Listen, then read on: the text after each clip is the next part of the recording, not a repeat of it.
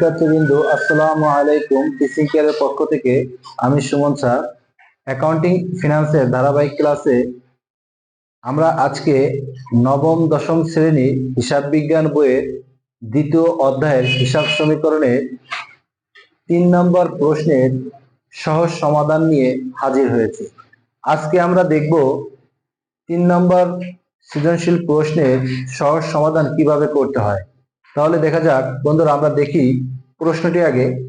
তবে একটা লক্ষণীয় বিষয়, কোনো প্রশ্ন করার আগে প্রশ্নটাকে সুন্দর করে বুঝে এরপরে সমাধানে যেতে হয়, তাহলে মানে সহজেই যে কোনো প্রশ্নের সমাধান করা যায়। দেখা যাক, আমরা প্রশ্নটি দেখি। প্রশ্ন নম্বর 3, লিগাল এইড নামে জনাব আসফিয়া 2 মে 2017 তারিখে তার আইনে ব্যবসায় চালু করেন। প্রথম মাসের ঘটনাগুলো নিম্নরূপ। মে 2 তারিখ আইন পেশায় 1 লক্ষ টাকা বিনিয়োগ করা হলো। মে 4 অফিস ভাড়া পরিশোধ করা হলো 18,000 টাকা। মে 8 ধারের সেবা সরঞ্জাম ক্রয় করা হলো 40,000 টাকা। মে 12 মক্কেলদের নগদে আইনি সেবা দেওয়া হলো 30,000 টাকা। মে 16 অফিস কর্মচারী বেতন পরিশোধ করা হলো 10,000 টাকা। মে 25 ব্যাংক হতে ঋণ নেওয়া হলো 1 লক্ষ টাকা। মে 27 মক্কেলদের ধারে আইনি সেবা দেওয়া হলো 60,000 টাকা। মে 30 বাকিতে কৃত সেবা সরঞ্জামের মূল্য পরিশোধ করা হয়েছে 30,000 টাকা। এবার লেনদেনগুলোর আমাদের যে জিনিসগুলো করণীয়, সেই করণীয়গুলো দেখি। সেবা সরঞ্জামের অপরিশোধিত মূল্য নির্ণয় করো। অপরিশোধিত মূল্য বলতে বোঝা হচ্ছে আমরা যে কোনো একটি সরঞ্জাম কিনেছি এবং এই সরঞ্জামের যতটুকু পর্যন্ত টাকা দেওয়া হয়নি, এক কথায় বলতে যে টাকাটা আমরা পাওনাদারকে দিই নাই, সেই টাকাটার মূল্য কতটুকু সেটুকু আমাকে নির্ণয় করতে বলছে, আমরা সেটুকু দেখব। খ নম্বরে বলছে মাস শেষে জনাব আসফিয়া মালিকানা সত্ত্বের পরিমাণ নির্ণয় করতে বলছে। মালিকানা সত্ত্ব পরিমাণে একটা নিয়ম বা সংজ্ঞা সহজে মনে রাখতে হবে। সংজ্ঞা বা নিয়ম বলতে বোঝায় হচ্ছে মূলধনের সঙ্গে, মালিকের মূলধনের সঙ্গে বা প্রতিষ্ঠানের মূলধনের সঙ্গে মুনাফা জাতীয় আয়গুলো যোগ এবং মুনাফা জাতীয় ব্যয়গুলো বিয়োগ। মুনাফা জাতীয় আয় যোগ করে এবং মুনাফা জাতীয় ব্যয় বিয়োগ করে যদি প্রশ্নে উত্তোলন, আয়কর বা জীবন বীমা থেকে থাকে, তাহলে সেগুলো বিয়োগ করে যে টাকার পরিমাণটা থাকে তাকে মালিকানা সত্ত্বের পরিমাণ বলে। এবার গ নাম্বার, মে মাসের 8, 12, 16 এবং 30 তারিখে লেনদেন ধারা হিসাব সমীকরণে প্রভাব দেখাইতে বলছে। তাহলে আমরা দেখি ক নম্বরে,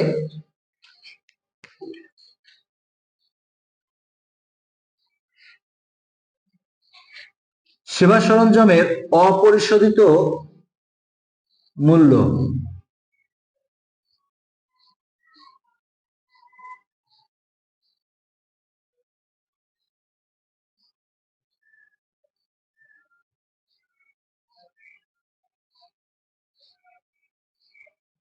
নির্ণয়। তাহলে একটা টাকার ঘর, সুন্দর করে আমরা টাকার ঘর দিই, এরপর আমরা তারিখ দেব। প্রথম হচ্ছে তারিখের টাকা, টাকা তারিখ 2017 সাল মে 2 তারিখ। বিবরণ।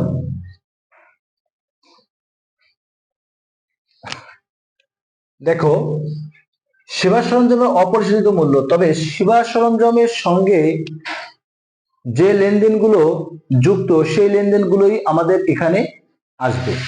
তবে আমরা দেখছি যে মে 8 তারিখে ধারে, ধারে বলতে বাকি বোঝায়,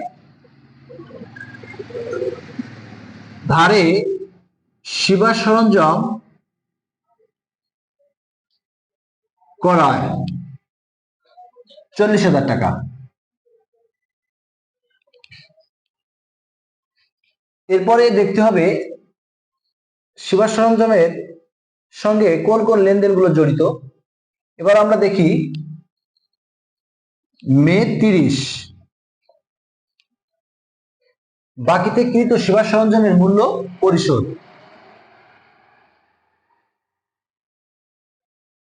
সেবা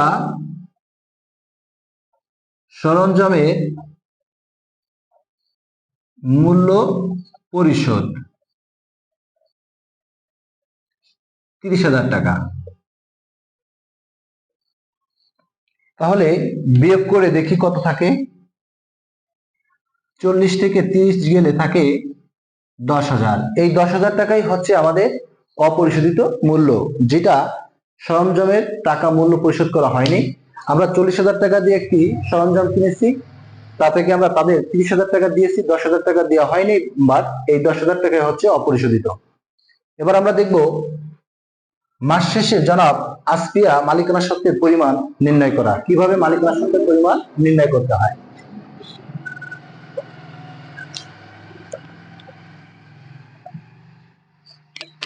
তবে তোমরা যদি মনে রাখতে পারো তাহলে বিষয়টা আমি একটা নিয়ম লিখে দিচ্ছি, যে মূলধনের সঙ্গে প্রতিষ্ঠানের সংজ্ঞাটা লিখে নিতে পারো। প্রতিষ্ঠানের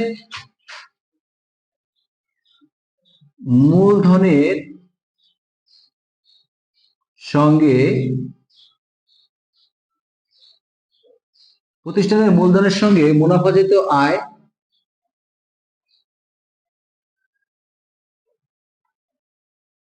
জাতীয় আয় যোগ এবং মুনাফা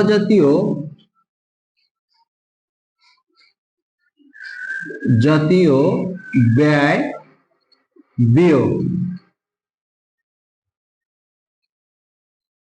যদিও অঙ্কে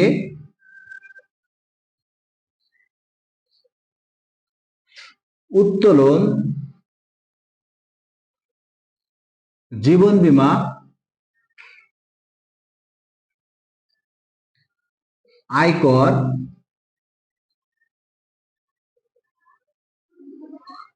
ইত্যাদি থাকে, সেই সব হিসাব বাদ দিয়ে যে মূল্য বা টাকা থাকে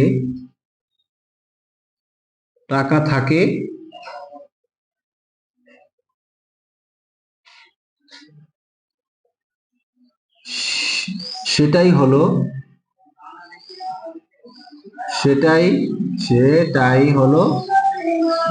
মালিকানা সত্ত্ব।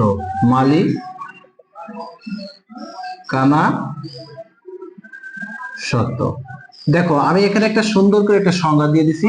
যদি তোমাদের মালিকানা সত্ত্বের পরিমাণ নির্ণয় করতে কোনো অসুবিধা হয় তাহলে তোমরা অবশ্যই এই নিয়মটা দেখলে অতি সহজেই মালিকানা সত্ত্বের পরিমাণ নির্ণয় করতে পারবে। আমরা এখন মালিকানা সত্ত্বের পরিমাণটা কিভাবে নির্ণয় করতে হয় অঙ্কের মাধ্যমে দেখি। খ নম্বর প্রশ্নের উত্তর।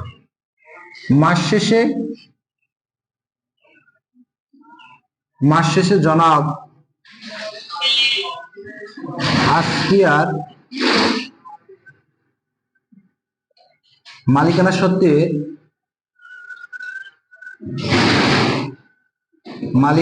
সত্ত্বের পরিমাণ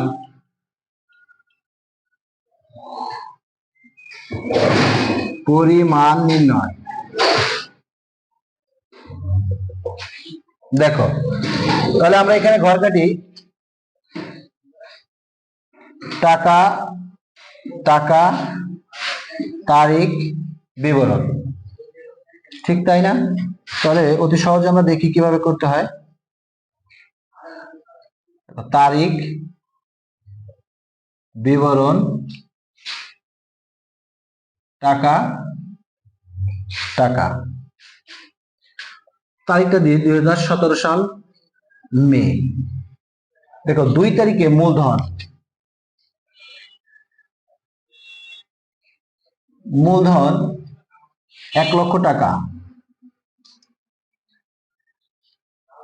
এরপর আমরা বলছি প্রতিষ্ঠানের মূলধনের সঙ্গে মুনাফাজাত আয় আমাদের দেখতে হবে লেনদেন থেকে মুনাফাজাত আয় কোনটা এবং ব্যয় কোনগুলা। তাহলে এবার 4 তারিখে আমরা যদি যাই, মে 4, অফিস ভাড়া পরিশোধ করা হয়েছে। এটা একটা অফিস ভাড়া একটা হচ্ছে মুনাফাজাত ব্যয়। মুনাফাজাত ব্যয় বলতে কি বোঝায়? মুনাফাজাত ব্যয়টা হচ্ছে এক বছরের মধ্যে যে সকল ব্যয় বারবার সংঘটিত হয়, প্রতিনিয়ত হয়, সে সকল ব্যয়কে মুনাফাজাত কি বলে? ব্যয় বলে। মুনাফাজাত আয় হচ্ছে এক বছরের মধ্যে যে সকল আয় বারবার সংঘটিত হয় এবং প্রতিনিয়ত আয় হয়ে থাকে সেগুলোকে মুনাফাজাত কি বলে? আয় বলে। তাহলে এখানে ভাড়া, অফিস ভাড়া একটা মুনাফাজাত ব্যয়। ভাড়া প্রতি মাসেই কি করা হয়? দেওয়া হয়। অফিস ভাড়া পরিশোধ দেখো পরিশোধ কত টাকা? 18,000 টাকা। এরপর আমাকে দেখতে হবে ধারের সেবা সরঞ্জাম করায়, এটা সম্পদ, এটা এখানে আসবে না কারণ এটা ব্যয়ও নয়, এটা আয়ও নয়। মক্কেলদের নগদে আইনি সেবা, এটা আসবে মে 12। মক্কেলদের ধারে আইনি সেবা দিছে না নগদে, তাহলে নগদে সেবা প্রদান, তাহলে আমরা লিখতে পারি নগদে সেবা প্রদান, সেবা একটা আয় হিসাব। তাহলে আয় হলে মূলধনের সঙ্গে আমরা বলছি যোগ করতে হবে, যোগ করব। এরপরে আছে অফিস কর্মচারী বেতন পরিশোধ, এটা একটা ব্যয়। মুনাফাজাত কি হিসাব? ব্যয় হিসাব। কর্মচারীর বেতন পরিশোধ, বেতন একটা কি হিসাব? মুনাফাজাত ব্যয় হিসাব। আমরা মুনাফাজাত ব্যয়গুলো মূলধন থেকে বিয়োগ করব।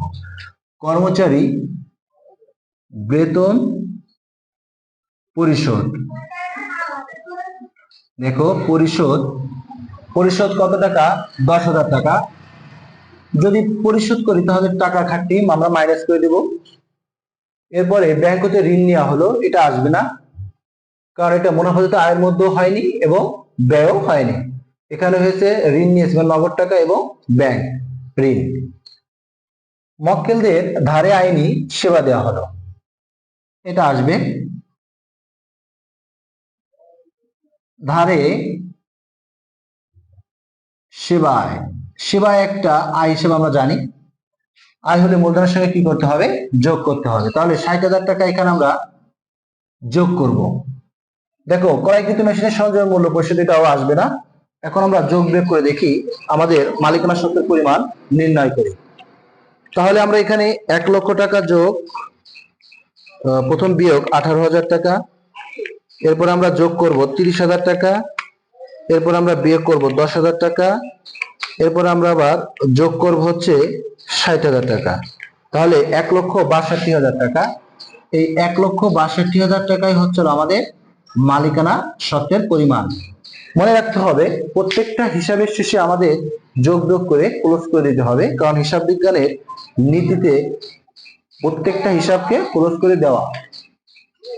এবার আমরা দেখব গ নাম্বার, মে মাসের 8, 12, 16, 30 তারিখের লেনদেন ধারা কিভাবে হিসাব সমীকরণ প্রস্তুত করতে হয়। তবে প্রিয় শিক্ষার্থীবৃন্দ, আমাদের এই ক্লাসটা যদি পুরোটা দেখা হয় তাহলে বুঝতে পারবে যে হিসাব সমীকরণটা কিভাবে সহজেই করা যায়। অনেক স্টুডেন্ট যারা আছে দুর্বল, যারা হিসাব সমীকরণের ঘরগুলো তৈরি করতে পারে না বা বুঝে উঠতে পারে না যে কয়টা ঘর করব বা কিভাবে করব, তাদের উদ্দেশ্য করে আজকে আমার এই ক্লাসটা দেখো। তারা অবশ্যই আমাদের এই ক্লাসটা ফলো করলে এটা বুঝতে পারবে। যারা না বোঝো তারা মনে মনে জাবেদা করে নিতে পারো, রাফ করে নিতে পারো পরীক্ষার খাতায়। আমরা যেটা শিখাবো যে জাবেদা করে কিভাবে হিসাব সমীকরণ সহজে ঘর করা যায় বা হিসাব সমীকরণ মিল করা যায়। তাহলে দেখো,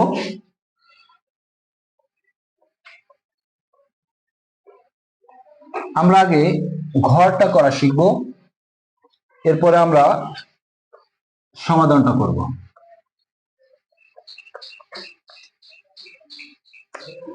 সর্বপ্রথম আমাদের দেখতে হবে তারিখগুলো আগে নির্ণয় করতে হবে। আমাদের তারিখগুলো বলছে 8 তারিখ, তাহলে আমরা 8 তারিখ দেখব। এরপর আমাদের বলছে 12 তারিখ, 12 তারিখের আমরা দেখব। এরপর আমরা দেখব 16 তারিখ, 16 তারিখের জাবেদাটা আমরা দেখব কি হয়, এবং 30 তারিখ, 30 তারিখটা আমরা দেখব। তাহলে 8 তারিখে যদি আমরা দেখি এখানে ধারে সেবা সরঞ্জাম করায়, ধারে সেবা সরঞ্জাম করাই করলে যদি জাবেদা করি তাহলে আমাদের হবে কি, দেখো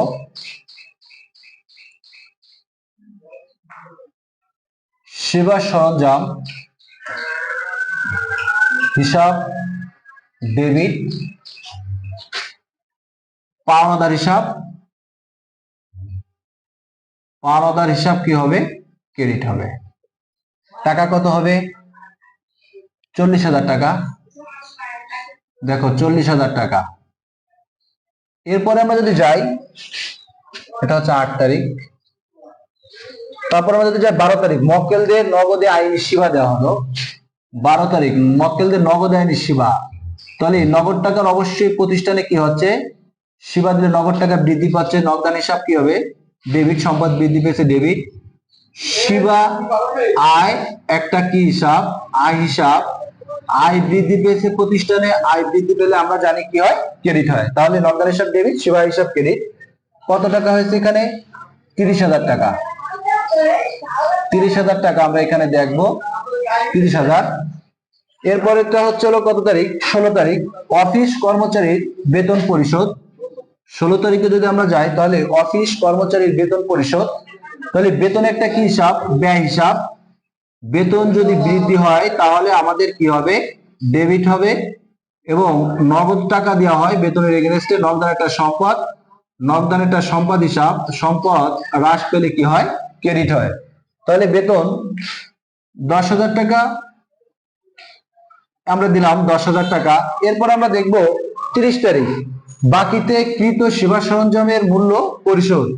তাহলে কৃত সেবা সরঞ্জামের মূল্য পরিশোধ আমরা যদি একটু দেখি, এখানে 30 তারিখ সেবা সরঞ্জামের মূল্য যদি পরিশোধ করা হয়, দায় পরিশোধ হয়। পাওনাদার দায় পরিশোধ হলে আমরা জানি ডেবিট, এবং দায়কে পরিশোধ করতে হলে তার এগেনস্টে আমরা কি দেই? নগদ টাকা দেই। তাহলে নগদ একটা সম্পদ, সম্পদ কি হয়? হ্রাস পায়, সম্পদ কি হবে? হ্রাস পেলে ক্রেডিট। তাহলে আমরা এখানে দেখব মক্কেলদের কত টাকা দিয়েছি? 30,000 টাকা। দেখো শিক্ষার্থী বিন্দু, আমরা এখানে 8, 12, 16, 30 আমাদের 4টা লেনদেনকে হিসাব সমীকরণের প্রভাব দেখাতে বলছে। আমরা 4টা হিসাব সমীকরণের জাবেদাটাকে নির্ণয় করেছি। এরপর আমরা নির্ণয় করব আমাদের এল এ সমান সমান এল প্লাস ও ই। আমাদের এটা হচ্ছে হিসাব সমীকরণের সূত্র। তাহলে এ হচ্ছে অ্যাসেট, অ্যাসেট কয়টা হবে এখান থেকে আমরা নির্ণয় করব। এল হচ্ছে লাইবিলিটি, লাইবিলিটি কয়টা হবে বা দায় কয়টা হবে সেটা আমরা নির্ণয় করব। ওই হচ্ছে অনার্স ইকুইটি বা মালিকানা সত্ত্ব, এখান থেকে মালিকানা সত্ত্ব কোনটা হবে সেটা আমরা নির্ণয় করব। তাহলে দেখা যাক এখানে যে ঘরটা হবে, দেখো সেবা সরঞ্জাম এটা একটা সম্পদ হিসাব, সম্পদ। এই সম্পদ হিসাব একটা ঘর হবে। দেখো তাহলে আমরা এখানে লিখতে পারি কিভাবে ঘরটা হবে। দেখো সম্পদ, দায়, মালিকানা সত্ত্ব, আমরা এইভাবে লিখেও নিতে পারি। প্রাথমিক স্টেপে আমরা যদি না বুঝি বা না পারি ভাবে লিখে নিতে পারি। তাহলে 1 তারিখে আমাদের আছে সরঞ্জাম, আমরা লিখতে পারি সরঞ্জাম এটা একটা সম্পদ হিসাব। পাওনাদার এটা একটা কি হিসাব? দায় হিসাব। পাওনাদার একটা দায় হিসাব। এরপরে হচ্ছে কি হিসাব? দেখো নগদান, নগদান একটা কি হিসাব? সম্পদ হিসাব। আমরা লিখতে পারি সম্পদ একটা ঘর হবে। সেবা আয় হিসাব, আয়ের কোনো কি হবে না? ঘর হবে না, ঘর না থাকে মন্তব্য দিতে হবে। এটা আমরা শিখিয়েছি আমাদের ক্লাসে, বিগত ক্লাসগুলো দেখলে হয়তো ফলো করতে পারবে। বেতন একটা ব্যয় হিসাব, ব্যয়ের ঘর হবে না, ব্যয়ের ঘর না থাকে মন্তব্য দিতে হবে। নগদের ঘর অলরেডি হয়ে গেছে।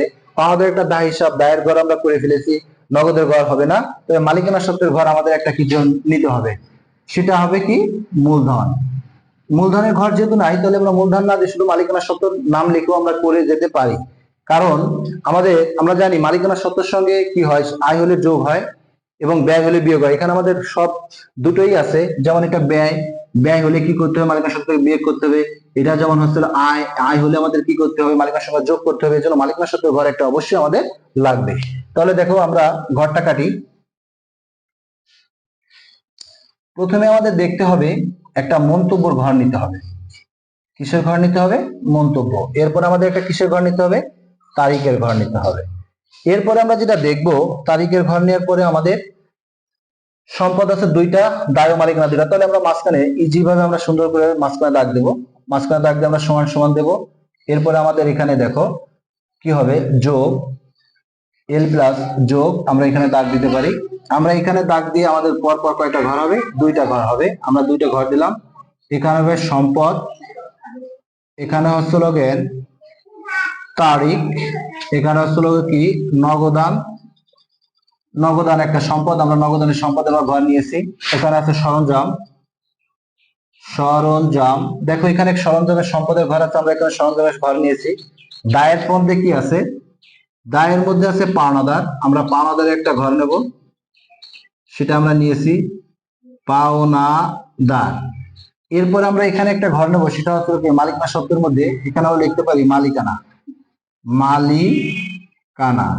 দেখো মালিকানা শব্দ অবশ্যই মূলধনের সঙ্গে যোগ বিয়োগ হয়, আমরা মূলধনের নাম নাই, তারপর আমরা দিতে পারি, লিখতে পারি, আমাদের সমস্যা হবে না।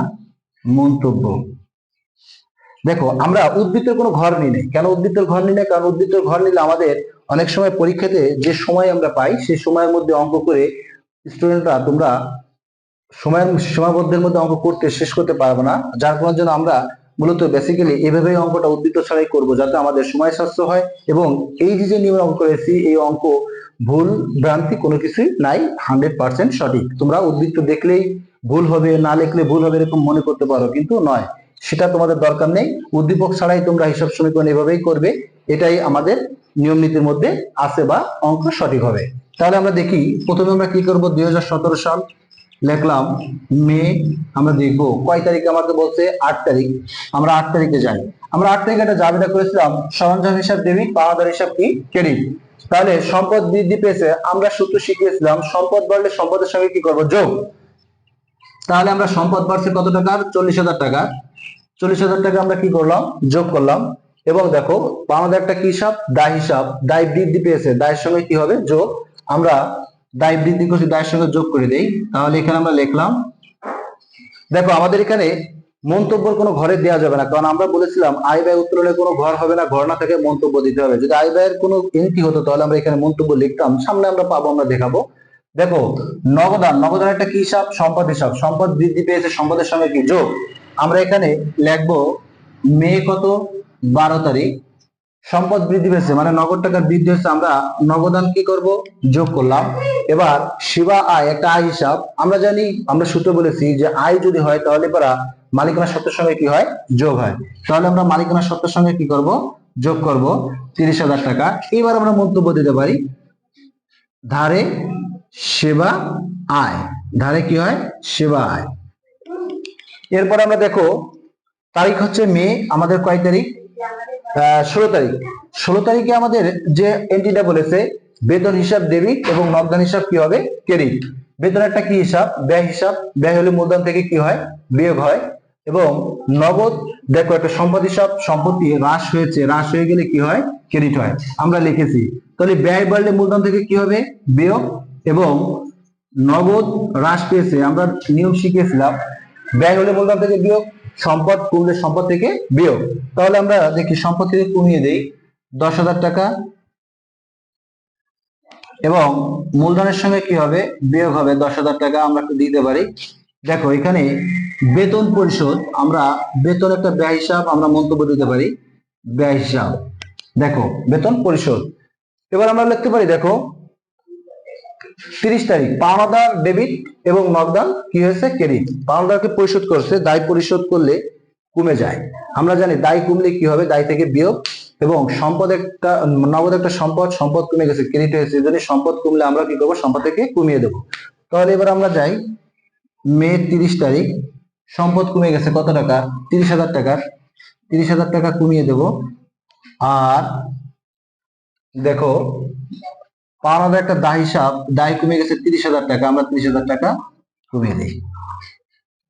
এবার আমাদের অঙ্কটা সঠিক উত্তর যেভাবে করতে হয় আমরা খেয়াল করি, কিভাবে আমাদের সঠিক উত্তরটা করতে হয়। সঠিক উত্তরটা আমরা একটু দেখি যে আমাদের অঙ্কটা যোগটা কিভাবে করতে হয়। সর্বপ্রথম আমরা এখানে পেন্সিল দিয়ে যদি ঘর কাটি তাহলে আমাদের সহজে আমরা মুছে দিতে পারবো। আমরা এখানে সুন্দর করে একটা কি দেবো, দাগ দিব। দাগ দেওয়ার পরে আমরা পরবর্তীতে আর একটা কি করব, দাগ দেব। দাগ দেওয়ার পরে এর পরবর্তীতে আমরা আর একটা দাগ দেবো সুন্দর করে। দেখো আমরা আর একটা দাগ দিয়েছি, দাগ দেওয়ার পর আমরা এটা মিশিয়ে দিলাম, এটাকে এই পর্যন্ত মিশালাম, এটা এই পর্যন্ত মিশবে, এটা এই পর্যন্ত মিশবে, এটাকে আমরা এই পর্যন্ত মিশিয়ে দিলাম, এটা এই পর্যন্ত, এটা এই পর্যন্ত নেই। এরপরে আমরা দেখো এখানে আমরা লিখতে পারি যোগ বিয়োগ করলে কত হয়, মাইনাস 10,000, কারণ 10 মাইনাস 30 মাইনাস 40, 40 থেকে প্লাস 30 হলে মাইনাস 10 থাকে, আমরা 10,000 লিখলাম। এখানে আমাদের দেখো 40,000 থাকে, 40,000 লিখলাম। এখানে আমাদের যোগ করে দেখো এটা বিয়োগ, তাহলে বিয়োগ হলে এখানে আমাদের 10,000 থাকবে, আমরা 10,000 কি করলাম, লিখলাম। এখানে হচ্ছে আমাদের কত, 20,000 থাকে, 30 থেকে 10 চলে গেলে থাকে কত, 20,000, আমরা 20,000 লিখলাম। আমরা এখানে সমান সমান দিলাম, এখানে লিখলাম মোট সম্পদ, মোট সময় পয় দ মোট সম্পদ 40 থেকে 30 যদি 10 চলে যায়, এটা যোগের কত আছে, 40 আছে, 40 থেকে বিয়োগের 10 যদি চলে যায় তাহলে থাকে কত, 30,000। আমরা এখানে লিখতে পারি 30,000, এখানে 20,000 আর যদি 10,000, তাহলে আমরা এখানে লিখতে পারি মোট দায় ও মালিকানা। কি লিখতে পারি, মালিকানা সত্ত্ব।